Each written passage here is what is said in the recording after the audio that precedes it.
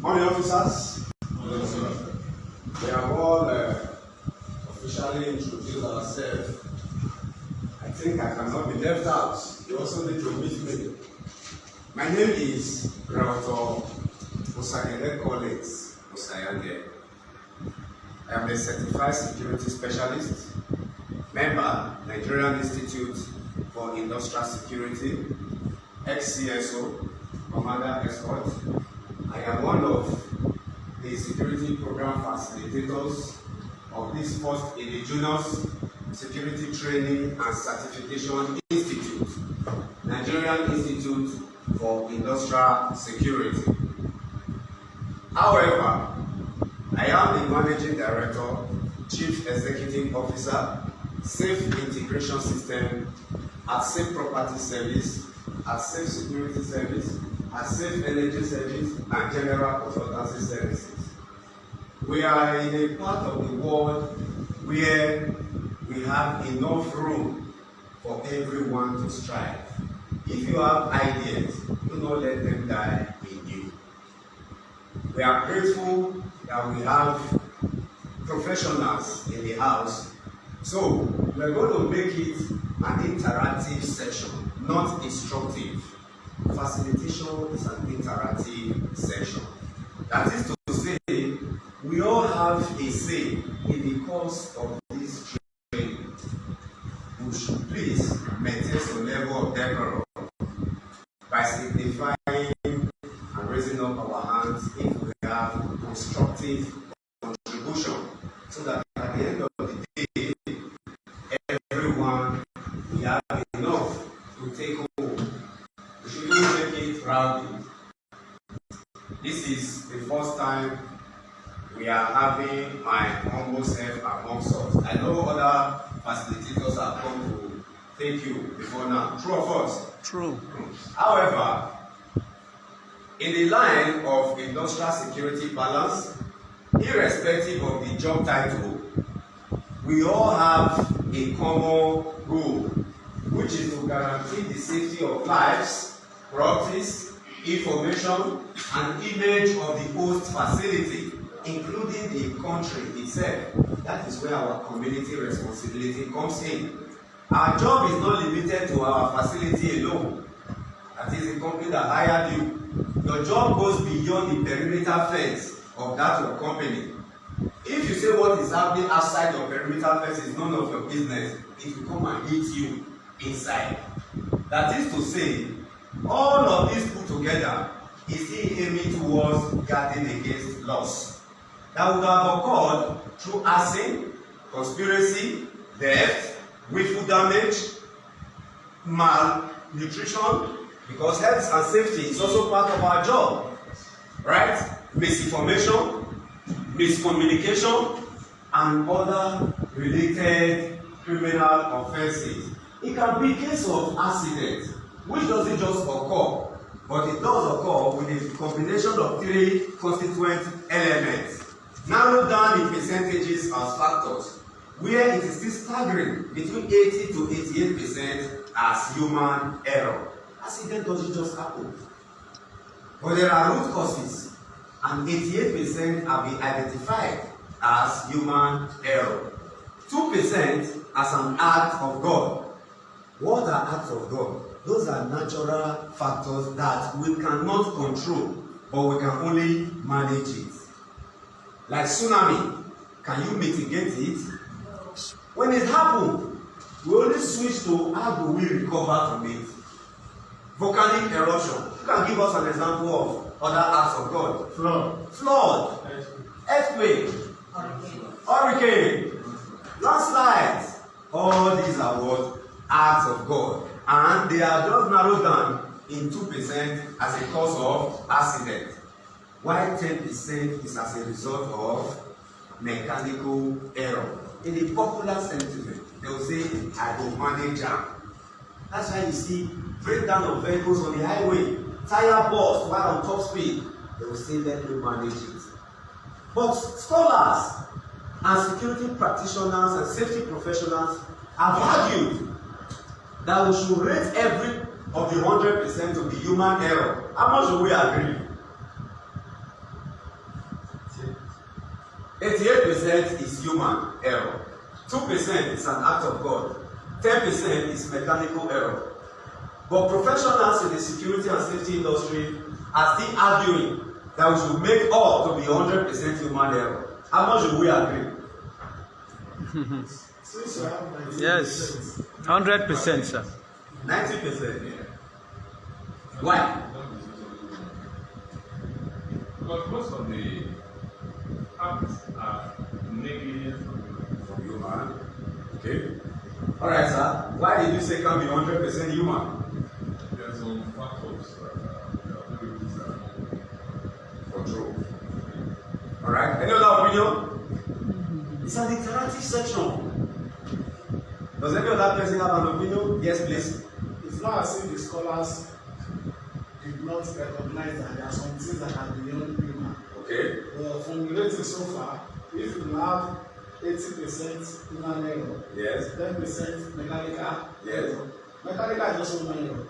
When you sum it up, it's already 19%. So that's why I feel they said the summary should be human error. Good contributions. Moving on.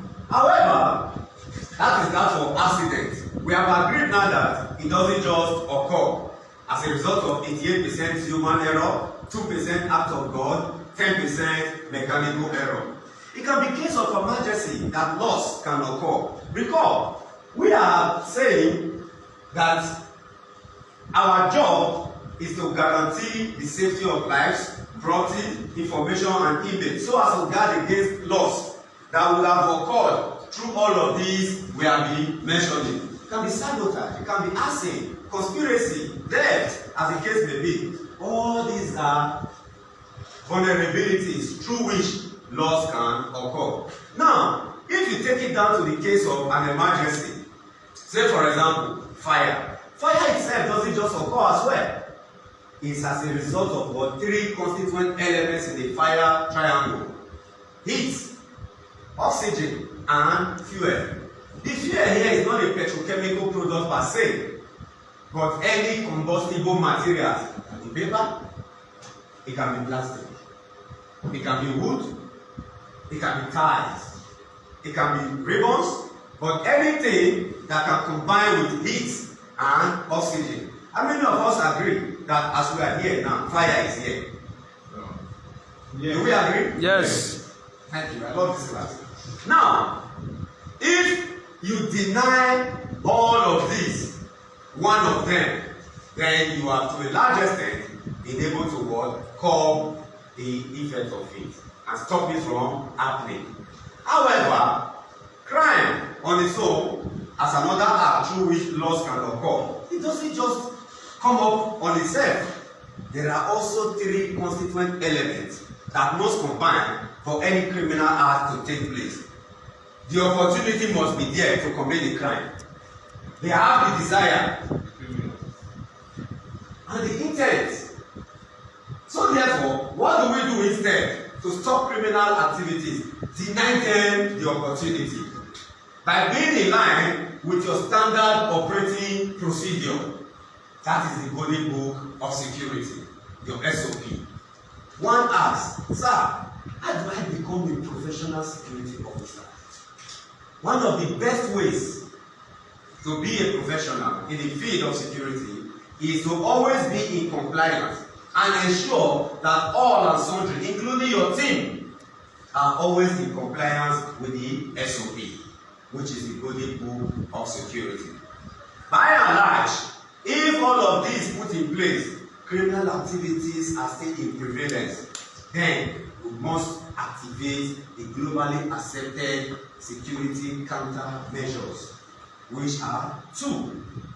The proactive, which focuses on stopping it from happening, and the reactive, which focuses on response and recovery. The proactive tends to stop it from happening because it takes into consideration the 6 Ds of industrial security. where you have to first detect, delay, deter, deny, detain, and possibly destroy. One asks, where did the destroy came from? Take for example, there is a case of debt amounting to millions, and the CSO cannot account the whereabouts of millions of bulk cash. If this man is up to like 60 something or 70 plus, or let's say in his early 60s per se, he has nothing to sacrifice to pay for that money that is disputed while investigation is going on, or a case of murder or disastrous situations involving numerous loss of lives and properties, CSO is charged to 20 something, 30 something years imprisonment. Have that person not been destroyed? Yes. It can be the case of executive protection, as we have. Now, you as the CPO, Certified Protection Officer, or the CSS, Certified Security Specialist, or the Executive Protection Agent, however, the Commander Escort leading other team in the Executive Protection, you have identified a threat to the VIP. What do? You cannot combat. That's why we always give you a mobile police officer. If this mobile police officer raise this criminal element down with his weapon that has been legally empowered to him to take down any assailant, have that person not been destroyed? That is how the 6D will be. So you can relate it to the nature of work in your facility and coin a way around it. Security is all about coming up with formulations that can be verified through hypotheses, tested scientifically and proven to be applicable. That's why you have instances of review. You must always recommend that your report should be subject to review. By and large, having taken us through this a kind of a preamble that will reawaken us and prepare our minds before we begin with the slides, should any of all of this threats still manifest, you must, as a matter of importance, put down a report. Your employer shouldn't be the person or the people or the class notifying you of a shift in your system in your facility, but you are in the right position to let them know what you have observed. This is what you have done, but investigation is still going on. The report you are submitting should take into consideration the globally accepted 5W and 1H, which is an acronym signifying what happened, who did it, when did it happen, where did it happen, how did it happen, and why. Your report shouldn't be based on mere emotions. It shouldn't be based on your opinion. It shouldn't be taken as an avenue to revenge over what one or two persons must have done to you in the past, but it should be based on facts and not fables. State exactly what happened. Don't falsify it, because we are going to investigate. Then if investigation reveals that there is a falsification in any section of that your report, it's already a criminal offense, and you must go in for it. There is no respect of persons in the law of the Constitution of Nigeria. Even the Bible said it in Colossians 3, verse 25. Nonetheless, having taken us through all of this preamble, you have a question or a contribution? Yeah, I just wanted to chip in that the fund of these activities Yes. also the backbone for investigation. Exactly. My background in master. Yes. So I was also short when you said. Wow. Can see that we are in line with the standard. Did we all hear our contribution? Yes. Yeah, and I want to ask Please do. the three basic elements of crime. All right. Opportunity, desire, and intent. No. They are not in the slide. This is just a takeaway for you. Yes. We always do this to prepare our minds before we begin with the slides, so that to refresh us. The 5 Ds. The 5 to 6 days. Is it 6? Yes. 6. Detect, deny, delay, detain, deter, and possibly destroy. Now, having said all of this, we have anchored it on you must prepare a report. Your report should not be liable to just the manual submission alone. Always explore the intervention of what? ICT. Use email. Craft it in your MS Word. Then add it as an attachment. Because the security department is a friend to those who they are working in their favor, but an enemy to those who they are not pleasing. I don't know if you get it. Yes. When the police, for example, work for you, you say, the police are good people. But when they work on you, you say, wow, why? But they cannot look at your face, they need to do their job. Sir, true of us. The police must do their job. So you are the police of the facility where you are working. People can never like you.